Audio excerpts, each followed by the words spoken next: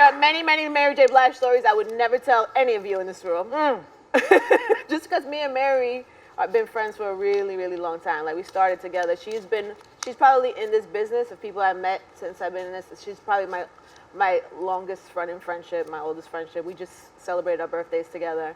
And she's one of the greatest people walking the planet Earth. And I tell this story kind of in my book, but it was early in our career.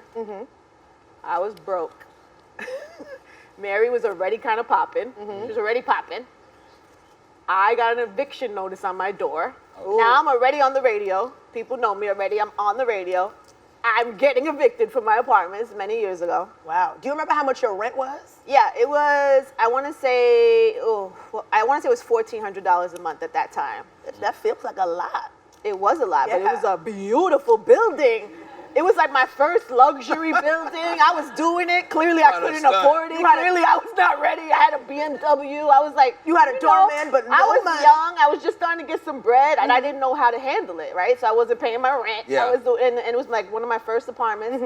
And my first nice apartment, because the first one had mice and roaches and it was under the train station. But this is my first one. Anyway, so I was getting evicted, and I called Mary, and Mary was in the studio, and she told me to come by the studio, and she took me to a check cashing place, and she gave me the money to get she jumped in my friend's Honda. My friend had a Honda Accord. It was a beat up old Honda Accord. She was like, come pick me up in the studio.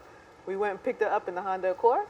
She got in the car, she said, go to the check cash spot, and she took us there, she gave me the money, and she got me out, and she got me back in my apartment. Real ass friend. Real ass friend. Yes, but how many months did she give you? She never asked me for it.